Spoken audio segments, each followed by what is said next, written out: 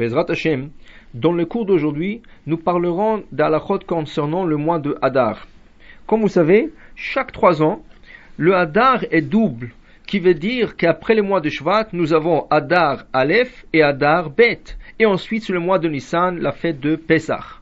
Mais pourquoi à chaque 3 ans, nous avons 2 Hadar, et pourquoi rien que ce mois-ci? Alors expliquons un peu selon la Torah. La Torah, dans Parashat Bo, nous dit que le calendrier hébraïque commencera à partir du mois de Nissan. Beaucoup pensent que ça commence Rosh Hashanah, mais Rosh Hashanah c'est le 7e mois du calendrier hébraïque. Le mois de Nissan, c'est le premier mois. Comme on est sorti dans le mois de Nissan, Akadosh Baruch Hu nous dit, Achodesh hazeh lachem, ce mois-ci sera Rosh Chodashim, le début de votre calendrier hébraïque. Et on compte 12 mois. Le 11e mois du calendrier hébraïque, c'est le mois de Hadar. Maintenant, nous comptons sur un cycle lunaire, qui veut dire la Lune termine un cycle de tournée autour d'elle-même après 355 jours.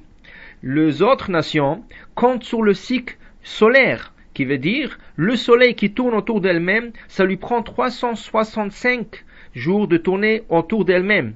Vous voyez bien la différence entre le cycle lunaire et le cycle solaire, c'est une différence de 10 jours. 355 lunaire, 365 cycle solaire.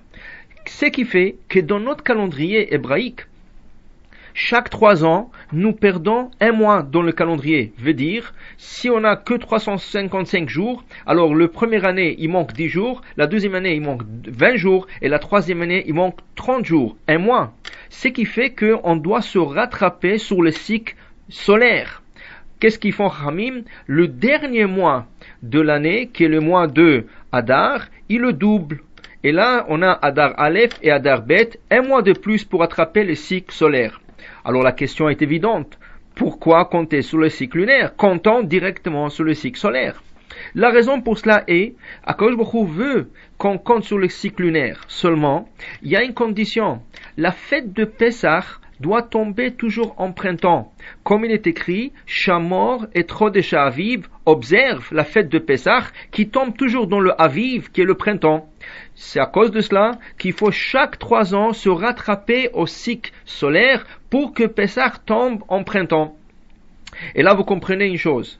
Vous comprenez que notre calendrier se base sur le cycle lunaire, où on doit se rattraper après 3 ans, et le dernier mois qu'on se rattrape, c'est le mois de Hadar, et c'est pour ça que chaque 3 ans, nous avons Hadar Aleph et Hadar Bet.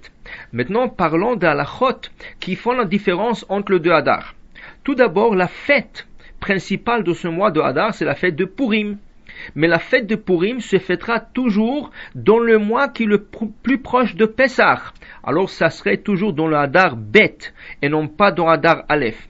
Dans Hadar Aleph, quand il y aura le 14 Nissan qui est normalement dû être la fête de Purim, nous faisons pas le Tahanoun, mais on ne fête pas la fête de Purim que jusqu'au mois d'après qui est dans le Hadar Bet. Maintenant, prenons deux autres halachot qui se réfèrent à cette différence entre Hadar Aleph et Hadar Bet. Le Yortzeit, Azkara, quelqu'un qui décède le mois de Hadar, il fera une différence s'il est décédé dans Hadar Aleph, Hadar Bet ou dans une année simple. Si une personne est décédée dans une année simple, quand il y aura le cycle de Hadar Aleph et Hadar Bet, son anniversaire de décès sera toujours dans le Hadar Bet. Deuxième exemple à retenir, et c'est plus facile à savoir, Moshe Rabbeinu. Moshe Rabbeinu est décédé le 7 Hadar, et on fête toujours son anniversaire le 7 Hadar 2. Ça veut dire que le deuxième Hadar, pas le premier. Maintenant, une personne qui est décédée dans un Hadar simple, toujours son Yortzeit, jour d'anniversaire, sera dans le Hadar 2. Une personne qui décède dans une année où il y avait 2 Hadar, Aleph et Bet. Alors, le cas est suivant. S'il décède dans Hadar Aleph, dans cette année-là, son anniversaire sera toujours dans Hadar Aleph, même quand il y a 2 Hadar, Hadar Aleph, Hadar Bet, c'est toujours Hadar Aleph. S'il décède dans une année de 2 Hadar, dans Hadar Bet, son anniversaire sera toujours dans un Hadar Bet, dans une année où il y a 2 Hadar. Mais s'il décède dans un Hadar simple, son anniversaire sera toujours dans le Hadar Bet. Maintenant, parlons de Bar Mitzvah. quelqu'un qui est né dans un mois de Hadar. S'il est né dans un Hadar simple où il y aura un seul Hadar, ce garçon deviendra bar mitzvah que Hadar Bet. Ça veut dire le deuxième Hadar, un mois plus tard. Mais si dans l'année où il devient bar mitzvah, il y a un seul Hadar, sa bar mitzvah se fait à sa date. Mais un garçon qui est né dans un Hadar, d'où il y avait deux Hadar, Aleph et Bet, s'il est né Hadar Aleph, sa bar mitzvah dans une année de Hadar serait Aleph. Et s'il est né dans Hadar Bet, sa bar mitzvah serait Hadar Bet.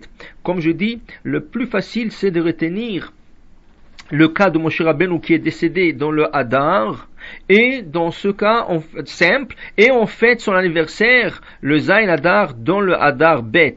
Et si c'est le Hadar Aleph et Hadar Bet, chacun fêtera, si il est né Aleph ou décédé Aleph, ce serait Aleph, et si c'est Bet, c'est le Hadar Bet. Je vous souhaite Shabbat Shalom ou Mevorach.